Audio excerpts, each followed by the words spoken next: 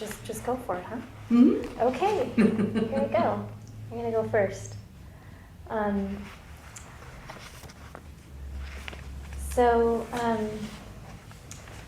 koan that is it? Yes, Are we it good? is recording. Okay. Thank you. The koan that I was working with is called "The Old Woman's Miraculous Powers," and it's from 8th to 9th century China. Magu Nongquan and another monk were on pilgrimage. Along the way, they met a woman who had a tea shop. The woman prepared a pot of tea and brought 3 cups. She said to them, "O monks, let those of you with miraculous powers drink tea." The 3 looked at each other, and the woman said, "Watch this decrepit old woman show her own miraculous powers." Then she picked up the cups, poured the tea, and went out.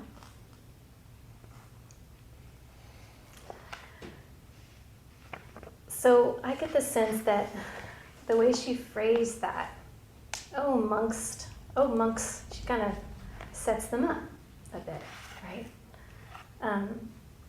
And by phrasing it that way, I feel like the monks really retreated into their minds and second-guessed themselves, like, oh, well, are we enlightened enough? Can we say we're miraculous? What do we do?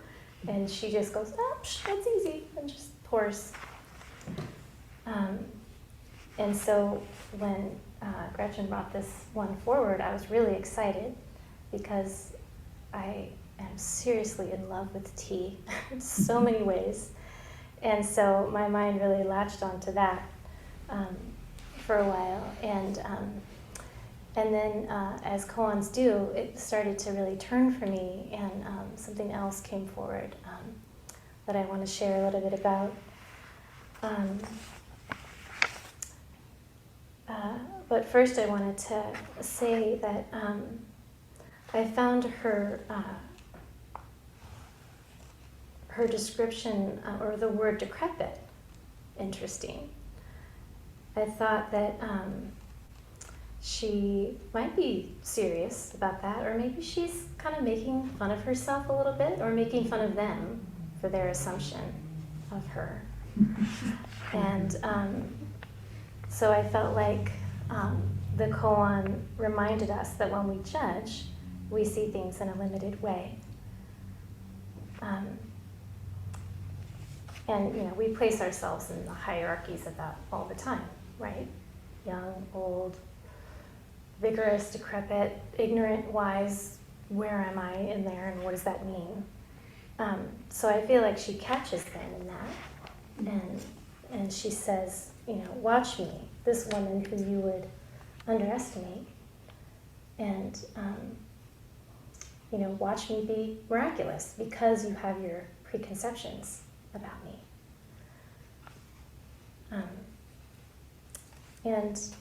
I did want to mention some of my experience about tea. I know I've said this before.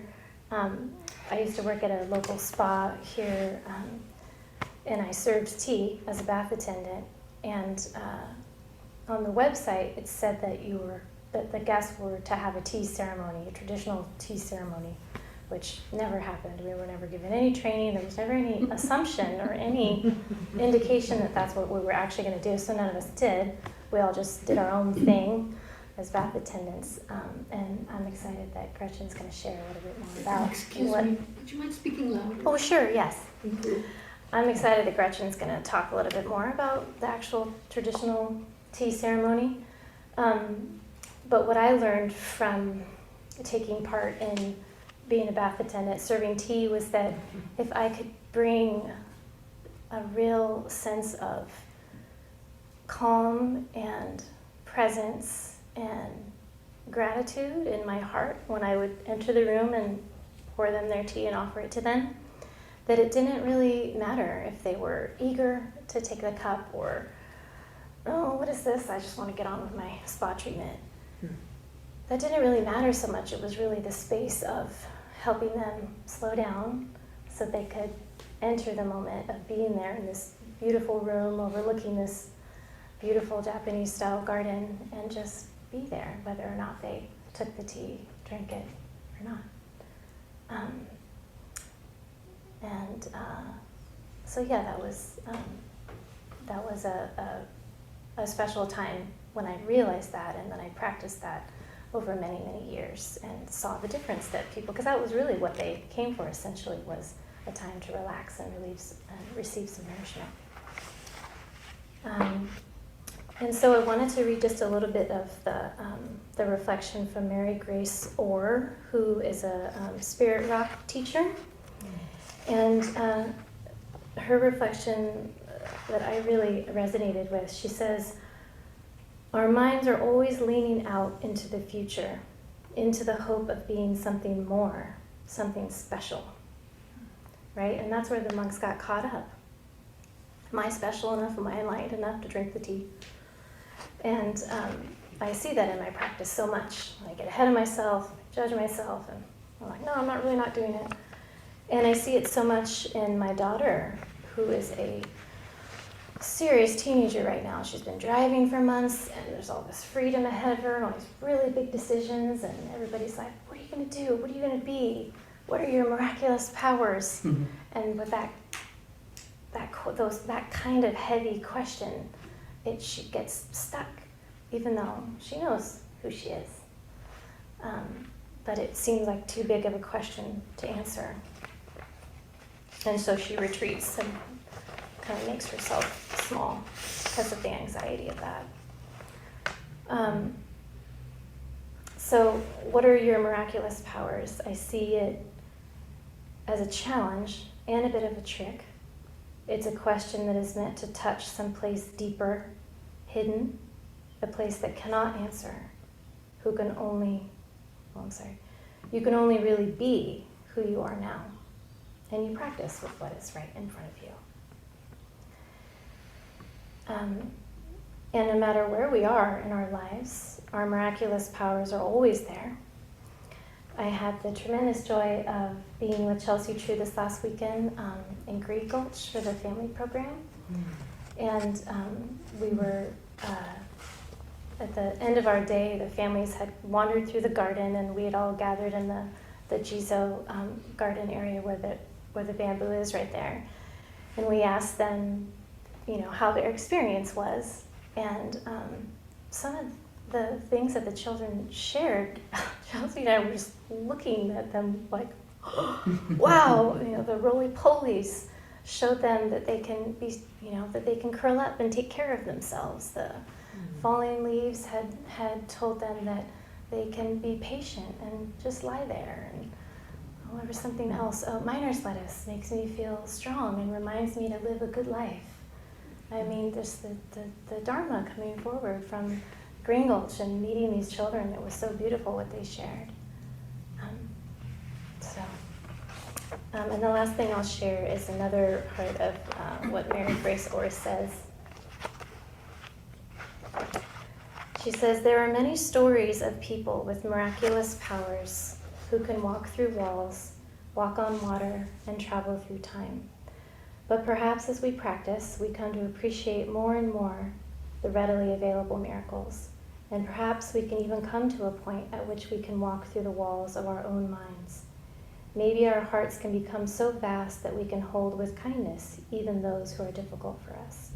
Maybe we can clearly see what is true in our lives and not have to hide from it. And this might be enough.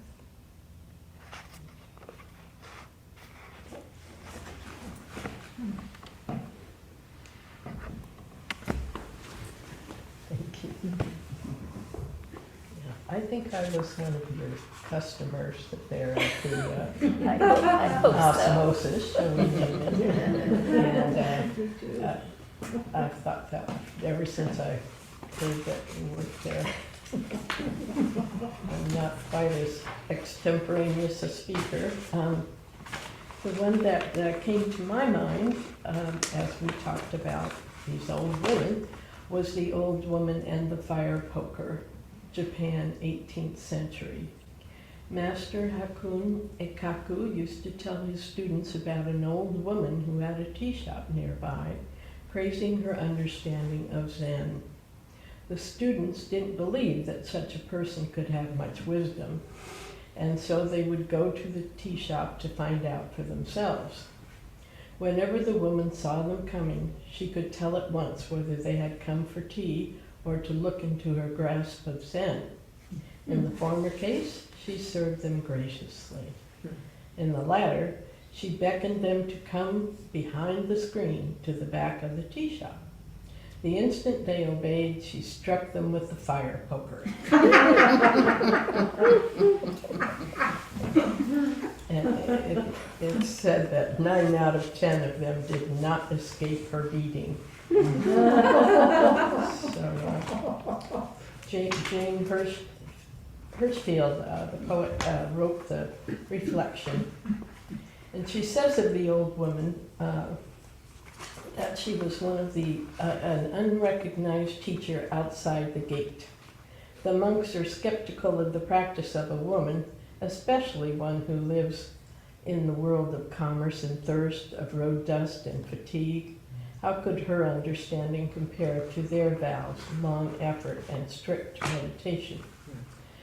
They come into the shop with preconceptions, competitiveness, self-importance, arrogance, comparative ego, and the fire poker awaits. For those who enter with wholehearted thirst, who taste with their own tongues, fragrant green leaves will appear. This is a challenge for them and us to experience the here and now with an open sense of wonder, without self-absorption, judgment, and preconception. To be open and ready to taste the truth of the moment and the Tathagata's teachings with our own tongues. It's very normal to want to feel that we are better than others. Our culture is deeply enmeshed in competitiveness. To feel good about ourselves, we often say, well, at least I'm not like those people. I know better how to sit, bow, when to join in with the chant and the zendo. My ego loves to feel competent, even though the good feeling rarely lasts past the first inevitable mistake, the first moment of thinking someone's better. The monks in the story who visited the old woman to assess her Zen understanding did not doubt their ability to judge her practice. An old woman is the lowest of the low, and particularly in this case when she has to earn her way by serving tea rather than practice as a monk or live in comfort. So she is worldly rather than monastic, poor rather than rich, female rather than male, and old rather than in the prime of life. How foolish to believe that such a person might have better understanding than them. The story does not tell us how they viewed her Zen understanding and their own after she gave them the whack behind the rice paper screen. Life can often give us a whack when our perceptions and self-absorption meet reality. As we continue to practice, it seems that whacks, moment of surprise and sudden change of consciousness, have a way of becoming appreciated and easier to take, perhaps, and we sometimes find it even appropriate to give whacks when we find ourselves inspired to communicate in ways that surprise and perhaps open the minds of others. Like comedians who use humor to whack us to a new understanding, we do the same. Cutting off a rant, responding in a cryptic manner, a light touch on an arm, whack, whack, whack. Disrupting the moment, opening to alternatives and new understandings. Bill Moyers interviewed Hirschfield some years ago and surprised her with a question. He said that he had heard that in her Zen practice, she does something called tea house practice. What does that mean, he asked. She answered, tea house practice means that you don't explicitly talk about Zen. It refers to leading your life as if you were an old woman who has a tea house on the side of the road. Nobody knows why they like to go there, they just feel good drinking her tea. She's not known as a Buddhist teacher. She doesn't say, This is the Zen tea house. All she does is simply serve tea, but still, her decades of attentiveness are part of the way she does it. No one knows about her faithful attention to the practice, it's just there, in the serving of the tea and the way she cleans the counters and washes the cups. A little bit about tea. Tea is said to have come to China and on to Japan along with Buddhism. Some say that the tea helps to bring enlightenment. The tea houses that were established were sometimes fancy, but the ones of our stories were simple, located far from the city, on a country road, a welcome rest stop for a tired, thirsty traveler. These tea houses were the way our old women made their livelihood. They served tea to the passers-by and along the way quietly, or not so quietly, shared their Zen knowledge to the passing monks and with us centuries later.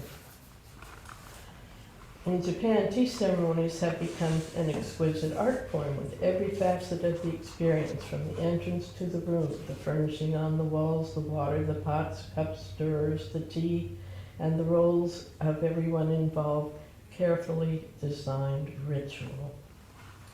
Zenju Earthling Manual wrote about tea and a tea ceremony she was invited to in an article in Tricycle magazine, and I'll read what she wrote. Orchids in pots along the windowsill bloomed weeks ago. Air seeps into the bedroom. The blossoms dance. I yearn for heat. A hot spring running alongside the house would be perfect. Tea will do.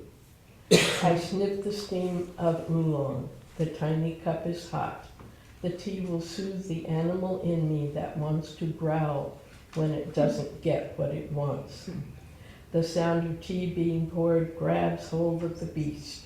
If there's nothing to have, there's still the listening, the simplicity of what's in front of me, the renunciation of what's desired. I sip the tea. It takes time that would otherwise be filled with fantasies. Instead, with tea on my tongue, I appreciate life in an instant. Not the whole of life from the beginning, but life that lasts the time it takes to swallow a sip. To drink tea is to share in its steam, the curve of the cup, the taste of the earth through the leaves. This is a time to listen to how the tea sounds when it's poured. It's sharing a time of stillness and breath, to listen in space and time, to admire the poetic movement of serving tea. She goes on, an invitation to tea is an invitation to appreciate what the earth offers. Tea is medicine from the earth. It is the earth's leaves, twigs, and dirt coming together to create taste, smell, and touch. The hot water enhances the earth and brings it alive. We meet the earth in the tea. We meet the silence of the earth from which the tea came. It's an experience of the unsurpassable suchness of life. Just this. A tea invitation is a chance to listen to the earth being poured. If we don't question what's being offered, there's peace. Sit with your mountain self and drink tea, communing with everything that surrounds you. The issues of the world await you on the other side, as does your original face, the one you came into the world with, and which resembles the great awakening of all life. Thanks.